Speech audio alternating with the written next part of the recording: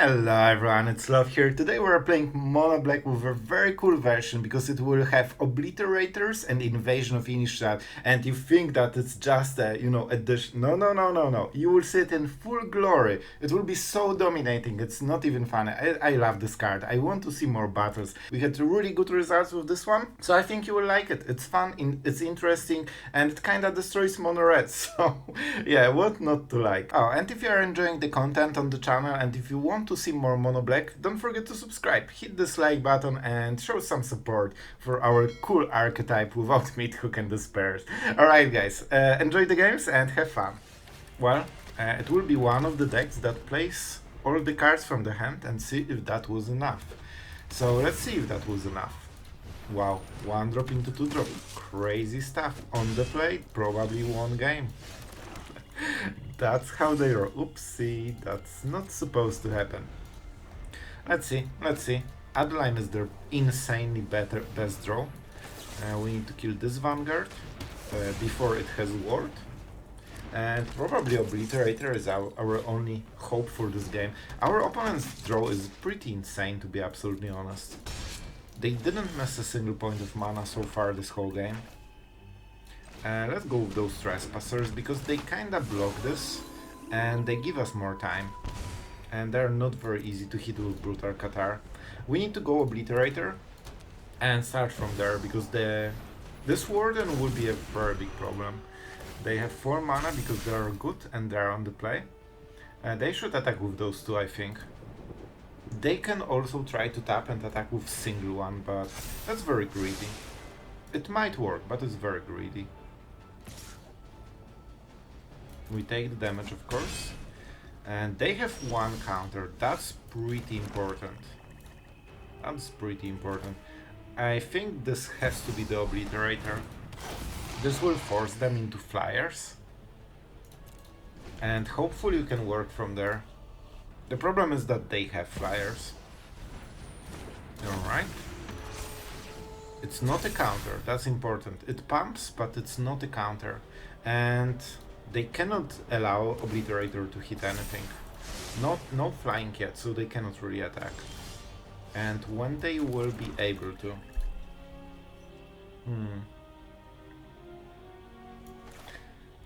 I could just go with the Sleeper, right? I use 1 mana here, they pump... Oh no, they have the Vanguard, right? They will definitely want to give it flying.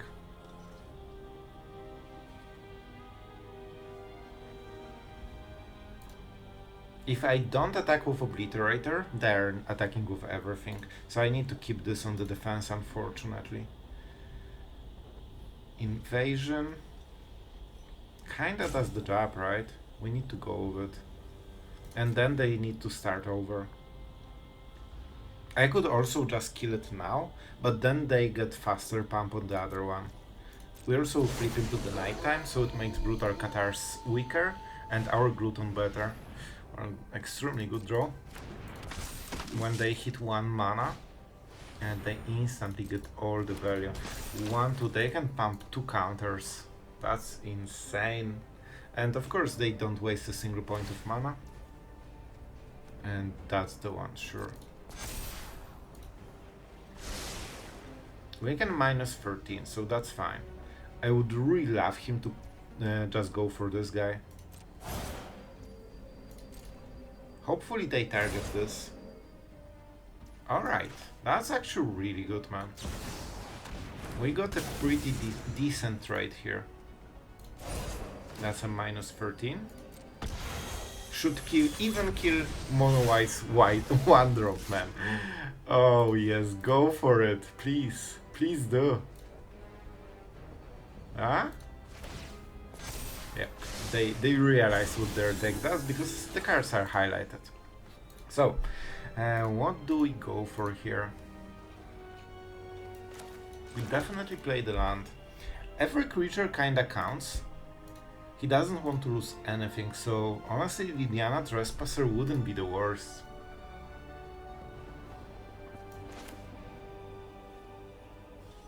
Oh man, this would be rough. This will be rough. I could also go sleeper, right? 1, 2, and 3. I can get it to 4/4 and draw a card, but it's super slow. I mean, it is super slow. Maybe we go with like combination. This feels a bit better. This is 8, 11 damage, but then I die. I need to be careful because I will actually die very easily. So we need to go with this. Yeah, I will take 1 damage, even though the zombies might be useful, but it's probably not the moment to play those. But having better board is kinda useful. And those can block. And now we kinda force them to defend. A little bit. And not sure what they should sacrifice. Maybe Vendor? They're going with the Vanguard. That's an interesting choice. Alright. Why would you use the other? Oh, they don't have green? Alright. And they cannot attack on this turn. That's pretty important. That's pretty important. We need to be smart about it, man, because it will be hard. We need a spot removal for this guy.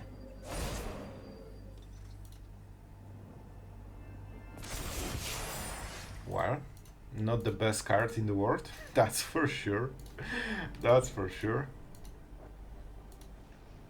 The problem is we cannot be super aggressive because we die. I will try to hit it. If I can get a removal, I win.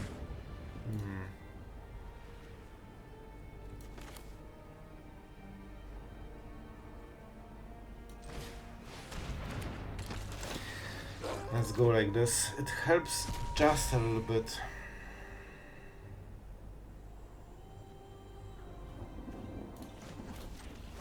Duress is extremely not useful. The problem is that they can attack with so much, right? We're at 7. So I think we need to keep Obliterator. Maybe like this. If they attack with everything, we can block 3 creatures. And that kills us. So we cannot attack with this one. I think 4 blockers is best we can get. It doesn't kill us, and that creates some damage. We submit 0. And that will make them a bit more worried about the attacks. Please draw a land like a decent person. Well, this is pretty perfect sacrifice target for Liliana, so yeah, that plan kinda goes away. Alright, alright. Not the best draw, but definitely one that will change a lot. To be fair, they had alternative of just using Officer, but in this kind of situation they just want the maximum damage. And here it is, here it is. Also Scrying. I'm always happy for aggro decks to just get a free, you know, card advantage. That's how it should work, for sure. Alright. Let's get rid of one of the creature. I'm not interested. Off you go. So we will force him to sacrifice the Warden, right?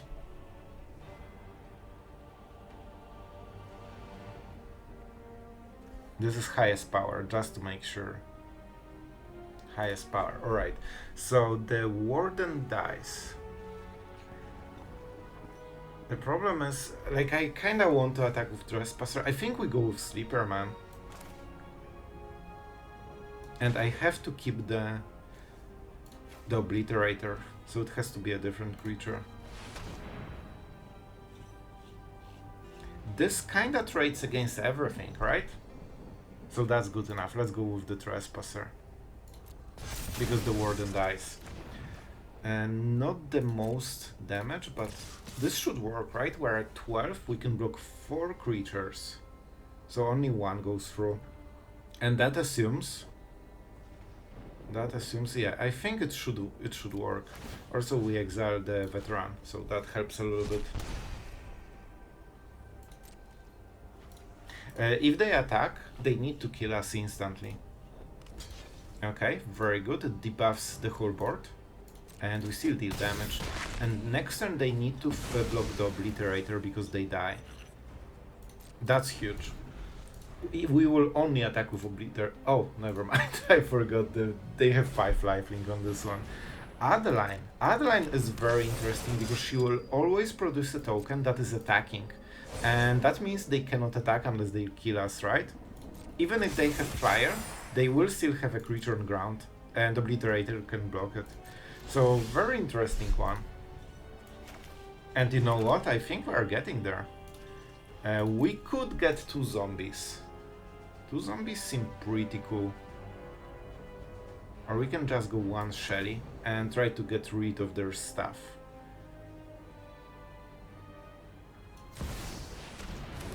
Alright, sure that is 2 for 1 basically, right?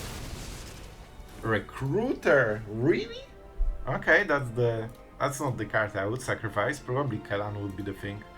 Alright, so we can go for 2 turn lethal, but then we need to defend. And every time Obliterator is not defending, they have a chance to attack. I think we attack with this, and I'm not sure about the Obliterator. If we attack with everything, they kinda have to block, right? Because this will be, what, 9 damage, and this is the 10th. But then we lose the Trespasser for free. So not really good. I think we go like this. We have more value than them. They just removed their card advantage engine. And they cannot really attack. Even if they hit Flyer, it doesn't matter. If they hit Brutal Qatar, it's fine. And on the next turn we can keep the mana and try to pump the Sleeper in case they don't want to block. The lifelink helped them a lot.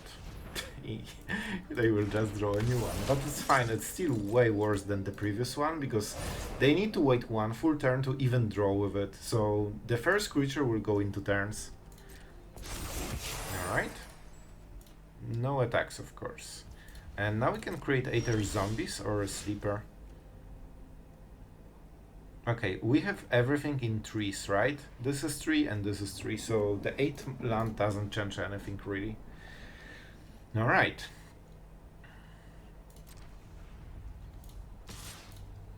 I mean, let's force them to block the Obliterator. I think we go like this, because after exiling this, they're at 5, and now they have to block Obliterator. 5 is the magic number, and when they deal damage to this, their board just freaking dies. And they still have double zombies, right? Yep, this is a free trade, but we gave it away to force the good block. Well, I guess they can just use Adversary's lifelinker ability, right? So that's fair, that's fair. But you can see that we force them to keep trading right now. And I'm super happy about this. So they will be at 5, but they lost 2 creatures, we lost only 1. They can attack on this turn, because we don't have Obliterator on the defensive, but I don't think it will matter. And we can create enough zombies that we can probably block whatever they will do. Like, we can just double and triple block. See? First turn without Obliterator, instantly they're attacking. And I mean, we probably will go with all the triggers. Adeline, alright, noted. We want to kill all the creatures with Vigilance, because that's the only creature that helps them. Unfortunately, if we kill Adeline, they play a new one. So that's probably something we need to go around. Let's start exiling some creatures with our removal. The Lush of the Dead is super cool card, man. I really like it. Alright, let's go to the blockers. This is a very nice block. Double block here, 1 block here, and 5 damage to the face. And we should win this, I believe. Like, we get all the cool traits, man. So we cannot activate Sheoldred, but yeah, good game. So you can see that we actually won without Obliterator, and we won on board. That our opponent has basically 1 creature and we have full board. Mostly thanks to zombies, to be honest. Alright, let's see this one. Our opponent goes first. I mean, we have Geeks Command, we have Sleeper, and some removal. And our opponent is, wow, mono red on the play. It might be Boros. Generally when you see Epicure, it's most of the time Boros, because they need this artifact to, you know, make the Glee demolition, but you never know. They should probably keep attacking, right? We don't have place for the next turn, so we just take the damage. Trespasser is something. Alright, so we can block the Epicure or trade against adversary, and they will pump and it will probably not matter. So I'm pretty sure they have the pump spell, but we also have Trespasser, so it will work later. Let's go to blockers. This forces 1 mana, and also that they waste the card, right? But because they still trade here. So it's not a very good trade for them. Unless they just go for the lightning strike after we blocked. So they wasted 1 damage for no reason. And that's pretty cool. Now we have a creature in the graveyard, we have Trespasser. It's not time for adversary for 5 mana, so the lightning strike doesn't matter, and 1 life gain does. Alright, so they have Monstrous Rage probably, this way we trade the best, and we can keep going with Obliterator. They still trade, and only 3 damage goes through, so that's not a lot. Not really a lot. I think this will be the moment for Obliterator, but we'll see. Man, they had those plays and are going with the creature spam basically. Alright, so they definitely want more pressure, right? We know that we will Geeks command on the next turn.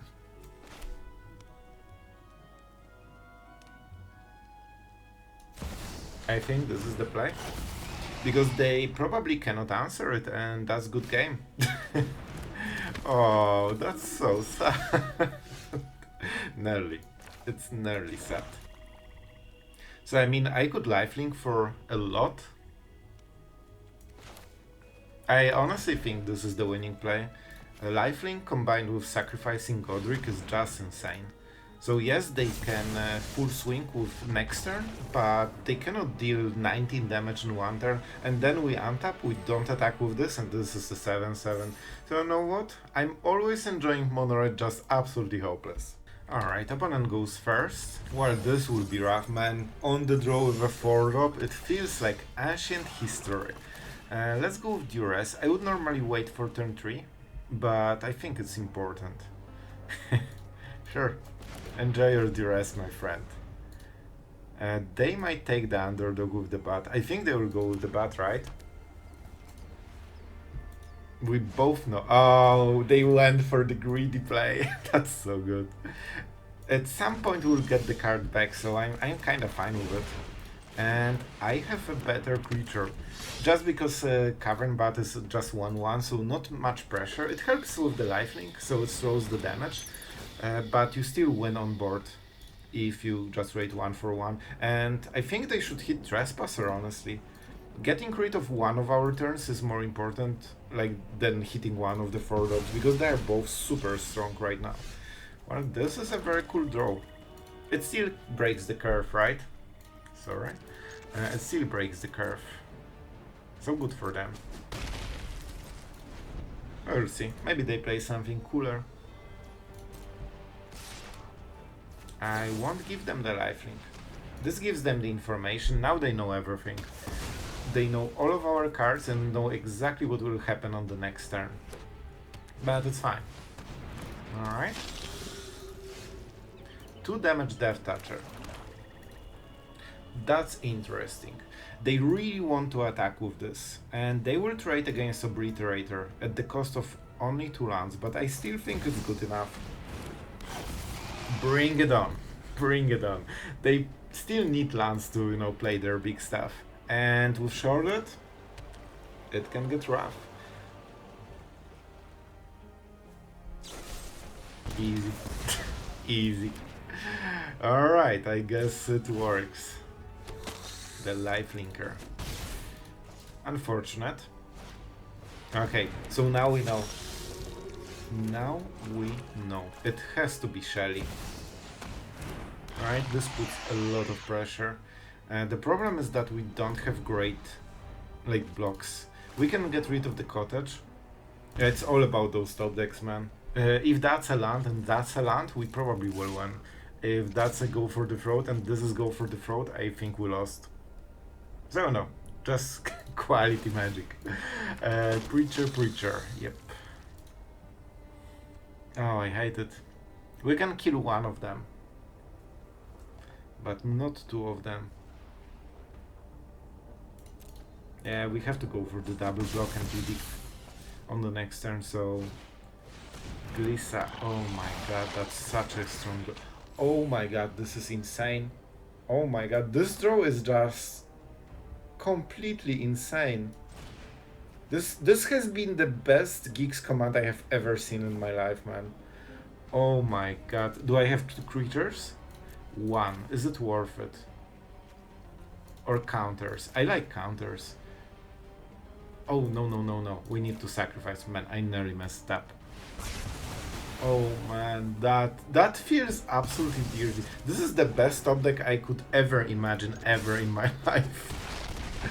Well, so this is what I was talking about. It's all about those cards from the top, but I didn't think we'll just get one card that answers literally everything he has. Man, that felt absolutely dirty. Like, I feel bad about drawing this. Alright, we definitely need to be a bit better about drawing clans, but if we can get to Invasion of Innistrad, I think that's good. When this transforms, it might be super useful. I think we want to go with the Underdog to provide some pressure. Like, it will be harsh. It seems that we will be missing the third drop. We have no early game remover. Okay, that's huge. That's super huge. You know what? I will play it just because I want to pressure him into, like, maybe defending. This will be harsh. He's already playing 4 drop. So we desperately need the 4th land. Then we can absolutely work with it, you know? Because when we remove whatever he plays, we can instantly attack with double Underdog, and that will crack it. Unless he sacrifices the Scrap Gorger and he puts himself in very bad position. Honk for the day, if you didn't have one before. And let's see, it seems they have selection. Oh, they went with the Tortoise. Tortoise is really good, man. Oh, it's Golgari. Now it makes sense. Alright, but you know what? Man, this is insane. Look at us going. We kill the Tortoise. And now we get this. And look at us. Man, the value is absolutely broken right now. Okay, this is something Go for the Throat doesn't do. And I can start making stuff. Man, this is 10 damage in the board already. That's insanity. If we draw a land, we can instantly Geeks command as well, right? Yeah, they should target the creature. So we cannot do it ourselves. That's the first counter. Let's draw. Pretty much the next best thing. Well, man, that's some freaking damage. Let's go with Life of Toshiro, because it pumps.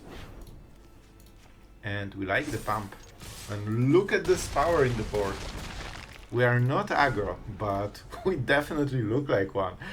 Man, this is what I had in mind when, you know, increasing those invasions. That's just so cool. Oh, he's reading. He wants to know what happened. I'll be honest, I would love to see more battles. Instead of Mono Red playing 3 cards in a row, I would love to see those little skirmishes over, like, you know, different planes. And I think this is where the fun magic lies, not in, like, pure aggro meta. Especially that it creates, like, this is very cool, like in some, you know, MOBA games or, you know, strategy ones, you have those camps of creatures that create small wins, and not only just who wins the whole battle, right? We go like this, and I think it's important to keep the game interesting in a way. We definitely full swing, and this way we can maybe burn him. Okay, they have a removal. Good for them. Good for them. But I think they will allow at least one Underdog. That means they need another removal, or they instantly die. That's a risky play, right? Because we can also just exile the Dread Knight.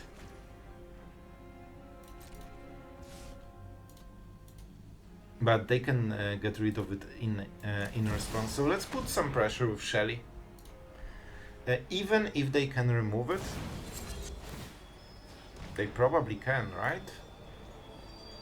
They need to deal 5 damage. So the Underdog is out. Easy. This will flip, and we have Geek's Command potentially. Alright. Oh my god, it's with the discount!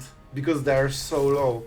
Man, they are getting really, really perfect answers so far. But they don't have black mana right now. So they need to top deck black mana and play some... Well, they can go with the...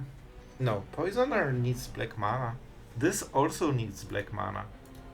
They use all of the black because it's double black, so super heavy black cost in even dual deck.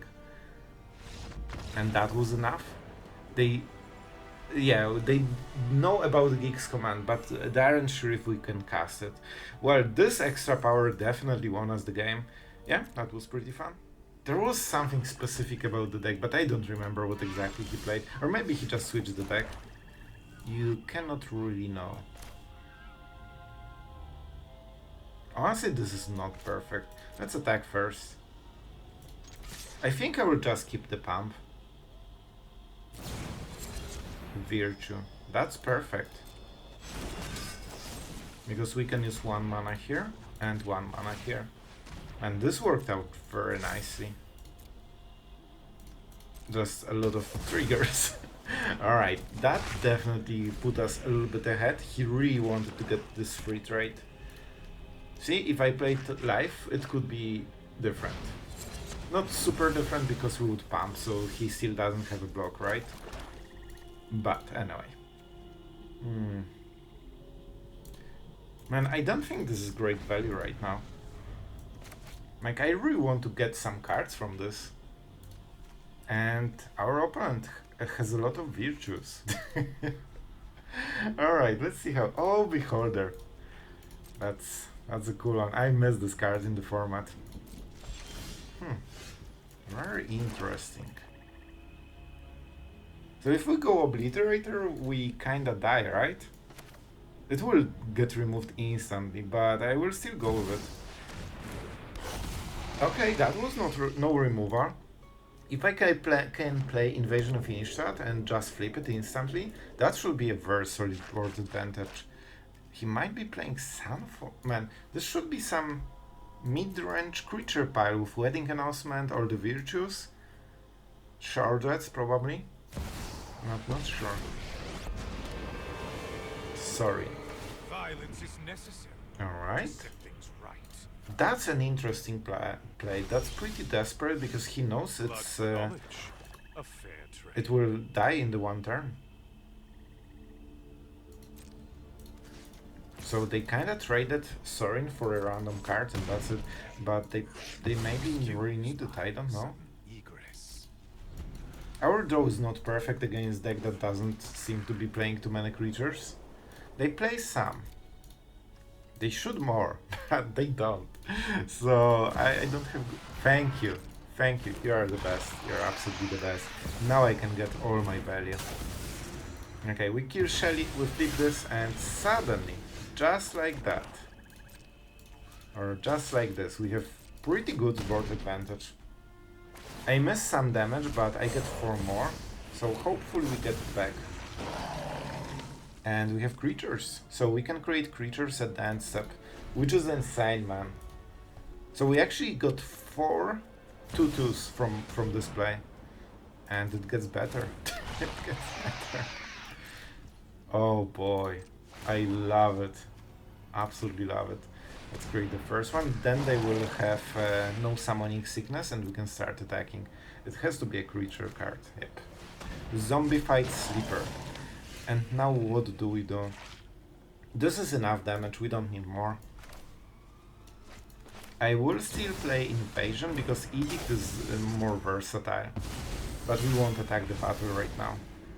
We can draw a card. And we get all the maximum damage right now. For 2 turns plus 2. Go face. Man, look. all of the board we have is just Deluge of the Dead. This is one card that created all of this, so let's prepare for some sweeper. It's fine. It's fine. I gain 2 life. This is not very fine though. So we have creatures. We'll create some advanced step. We will see what happens. Definitely would prefer to have more value than this. They can flip, by the way. That's a legit play. Alright, man, we really need this. 1. We just need those creatures in the graveyard. If that wasn't a swamp and we could have 1 extra creature for the pressure, that would change so much. And now Geek's command won't get them back, but I think it's worth it. We need this pressure. That might do it, we'll see. I'm pretty sure one of them dies, or maybe both of them dies. Here's the Emperor, alright. I've learned much You know during my what? travels. Let me show you. It might not be a huge problem. It should be an edict, right? This is what you get for hurting my people. So they go most likely to 3. I'm not sure about the edict, to be honest.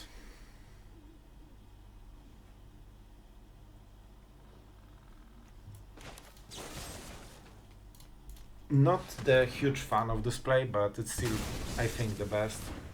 Because they probably won't plus it, they just minus, and that means another blocker, so that could be super messy. Right now we are kinda forcing him to draw cards. Which is 0 problem for our friend. Well, with this Sunfall, I think the game is... well, my draws. This is the last thing I want to see right now. Oh boy. No creatures. Well, we lost absolutely all the pressure. And it seems that I'm losing my voice after the Sunfall even. And yeah, we cannot cast anything. That's probably game. We lost it. Well, those were some good draws.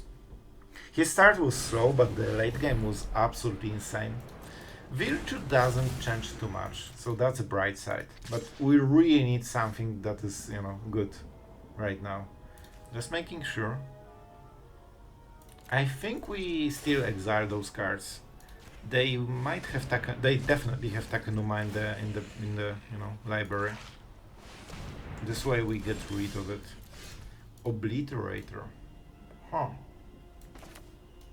We still need to keep all the mana. So we need to keep always this 3 mana, otherwise they can kill it at the start of the turn and get it back, which we definitely do not want. So I'm pretty sure they will remove it in some sneaky way. Very easy. Very easy. Non-token, so even if we make a zombie, and he has exactly the cards that do the thing. Alright then. Sure. I can sneak some damage. They played 1 spell, right? 5 mana shorted, yep. We take the damage. The damage doesn't matter, but our draws do. So first we go like this. This has basically haste now. The problem is that we don't have enough damage in the board. If we draw Toshiro and they don't have a thing, it could be lethal.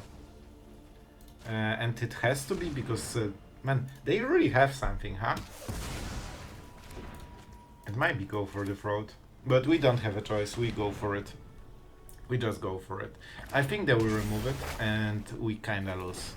But I'll still give it a go. The good old go. Of course we go face.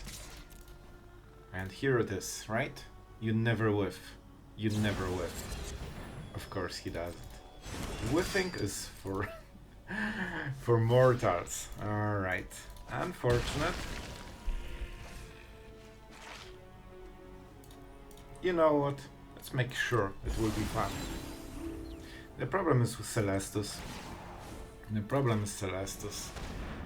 It life gains them so much, and it's so hard to play around day-night cycle when you have one card to turn, because you cannot decide if you flip or not. It's just pure randomness. So most of the time they will flip Celestus multiple times how they want it. For example, right now they don't need to play anything, they are super fine, and they will get more and more removal this way. And they're kinda playing sweeper deck, right? Yeah, interesting one. Alright, that's a heavy tap. This also means they don't flip to, day-night time. This will be a 4-4, but one of our zombies will also be a 4-4. Of course, we take the damage. They will untap. So, they either trade it. Man, I really need something that is in the land, because I cannot allow him to, get this. -1 doesn't do it. Man, this is bad. I cannot flip with card down. Well, what can you do, man? What can you do?